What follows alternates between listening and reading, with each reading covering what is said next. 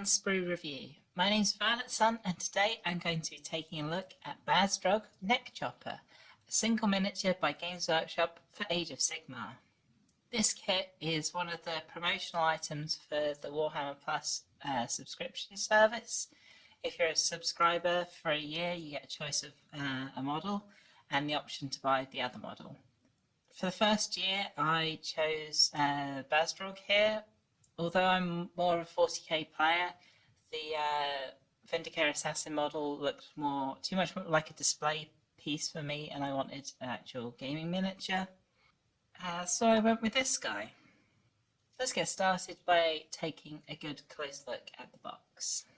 This follows the format we've seen of other commemorative series Warhammer models.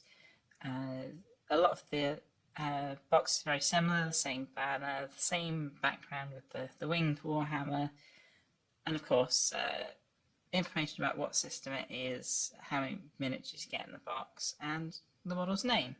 What's unique here is of course the picture of Bazdrogg himself, who's looking very nice. The studio painted miniature, as always, is very, very well done and quite striking in that yellow armour scheme. The back of the box is a little bit different to what we usually see. Sometimes you get a different colour on the back, and this is just the same dark grey that you see on the front. And we get a few extra views of the miniature, although it's a little odd as I don't think these are ever going to be on a shelf anywhere. They're direct from Games Workshop only, so having such a fancy box, I guess it's for people who want to collect the minis in the boxes. I can imagine having a shelf of these commemorative series boxes all lined up could look quite nice. It's not the kind of thing I do, but I'm sure there are collectors out there that like keeping their collection of boxed Warhammer figures. I have to say the box is a little bit plain, but as I've just mentioned, it's never really going to be on a shelf somewhere, so you're only going to see it once you've already ordered the miniature, so it doesn't really need to sell the miniature too much. It's, yeah, bit of an odd thing. But let's get on and have a look at what's inside this box. Now this is a single miniature, but still fills out this whole frame, and the frame does fit nicely in the box, so no need for a plastic insert or anything.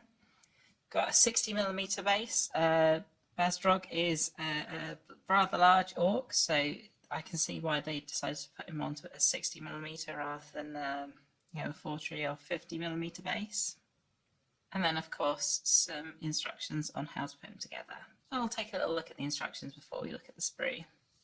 We've once again got the really nice artwork from the front of the box repeated on the front of the instructions. No warning information on the front, that's normally where it's put, but we'll see if we run into that as we go. Ah, there we go, there's all the warnings. So tuck them inside this time. As you can see, we've got some really nice full colour instructions. I always prefer the full colour instructions rather than just black and white, just because it makes it a lot easier to see what's going on. And the print quality here is very high. Quite a few stages, although the model's only 12 parts total plus his base.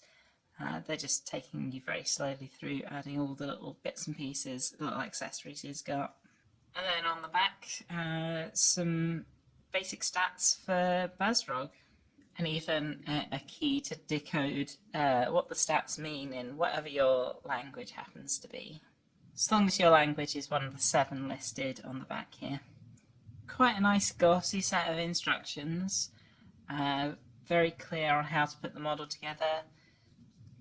I would have liked some painting information, but I guess these products are more aimed at people who have been playing for a while, so I guess they assume you're going to paint it how you want anyway.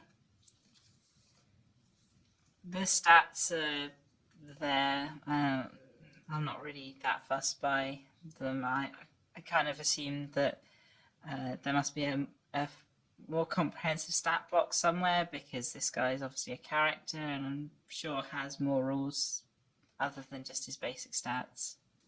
So not a bad booklet. At least it's very clear on how you put the model together. Let's move on and actually take a look at the sprue. I'm going to start with the first part in the instructions, which is kind of the core, torso, and one of his legs.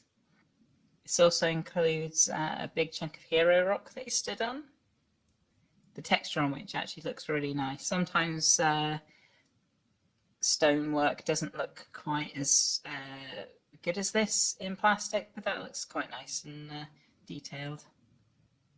His leg armor is really nice as well. It's got this very rough, hammered look to it rather than being nice and smooth. It looks really rugged and orky and sort of hidden around behind the armor. He's got some pretty crude looking clothes, but I'm sure that's high orc fashion, all the big laced stitching around the sides.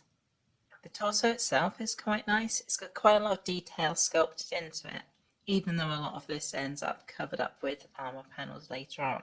It's also been designed in quite an interesting way, how they put these big hollows into this to stop it being one enormous thick piece of plastic, which actually helps a lot with shrinkage as the plastic cools. And there's another one in this side, so yeah, he's had quite a lot of hollowing out done, and that's yeah, it looks really interesting. It's a very different design idea to get this sort of large piece rather than making it sort of two clamshells to stick together. It's a very different design. I quite like it. His other leg looks very nice, very stout, muscular legs, with more of this very heavy, hammered, rough iron armor. And as I mentioned, there are quite a few armor panels that layer up onto this body. This is just the first one that goes on the front, with little bits of chainmail and what looks like the mask from an unfortunate Stormcast has become a trophy as part of his armor. The back piece is quite interesting as well. It has these really chunky chain links with a load of trophies attached onto those. And of course some big tusks or horns from some poor beast that have ended up as part of his decorations as well. I thought these were quite a nice, well, quite a unique bit of decoration on this model. And there's another piece that layers onto his chest with even more great big tusks. One of the most striking pieces about this model is this enormous axe. Absolutely enormous. Even for an orc weapon, it's huge. Both the haft length being really long with some really nicely sculpted grip wraps, and then this huge broad axe head. I guess they don't call them Nekk-choppa for no reason, but the surface detail that's been put onto this axe is really nice. Lots of roughness and interesting design, and it's very different to the armor texture while still looking like a metallic forged metal axe head, and the detail's just as nice on the other side as well.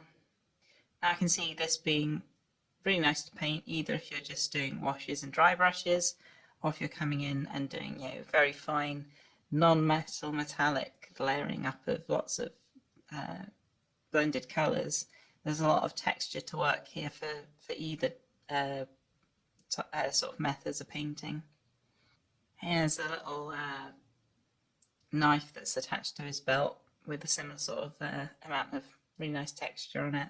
And you can see that difference between the plate and the weapons quite strongly here, because they're right next to each other. His other hand is grasping what I'm guessing is another unfortunate Stormcast. Doesn't seem to like them very much.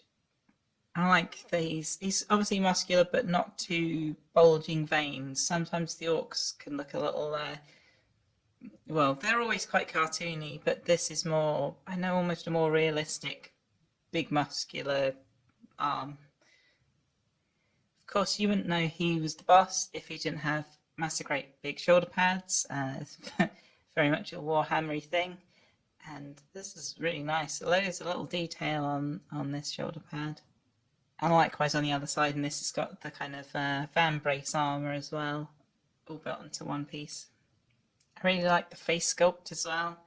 very characterful with that patched over eye with just a metal plate riveted straight into his face.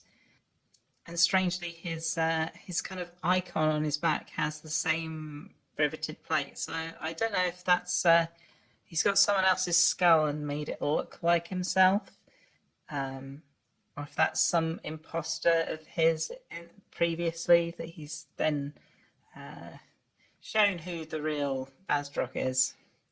And that's kind of it for parts. There's not a huge amount to him, as I say. There's only 12 pieces in total. But there's a lot of detail. I say it's mostly more textural detail than, lots of fancy sculpted filigree, which is a pretty cool way to give someone who collects orcs a really nice model, a character model that's fancy, but not fancy in the same way as a Stormcast model or a lot of the other races. You just put more and more ornate detail on, and that doesn't really work for orcs unless it's an orc who's stolen lots of ornate plates and made their own armor that way. I can see Games Workshop doing a model like that, but I think this is a really good model for including that amount of detail without making it seem out of place for the faction that the model's for. Now, I'm not sure what I'm going to do with this model quite off the bat. I do have the Uruks from the Dominion box set sat languishing. I haven't actually touched them since I got that box set. Just haven't had the motivation to paint them. So this guy could, I think, lead those. They're not the same sub-faction, obviously. So he's probably not the most optimized figure to add to those. I've also still got the Orc Mega Armor War Boss from the Combat Patrol for Warhammer 40,000. It's actually a review of him. I'm going to plug that up there. And I'm a little bit tempted to take this model and take the Mega Armor War Boss and just sort of slap them together and see which parts I want to use from each kit and end up with a unique War Boss.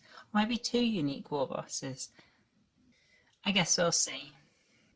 If you've already picked up Bazdrogg Nekk-choppa and have done an interesting conversion, I'd love to hear about what you've done with him. And if you're someone who just collects boxed miniatures, I'd love to hear about that. It's not something I really do. Everything of mine comes out the boxes and gets converted and chopped up. But I'm sure you could make some really nice displays of just these character miniatures especially. If you've enjoyed this video, please give it a like. It really helps the channel growing. And of course, if you want to watch another video, there's plenty of other videos on similar topics available on my channel already. And if you subscribe, you'll be first in line to see new content as it arrives. Thank you very much for watching, and happy hobbying!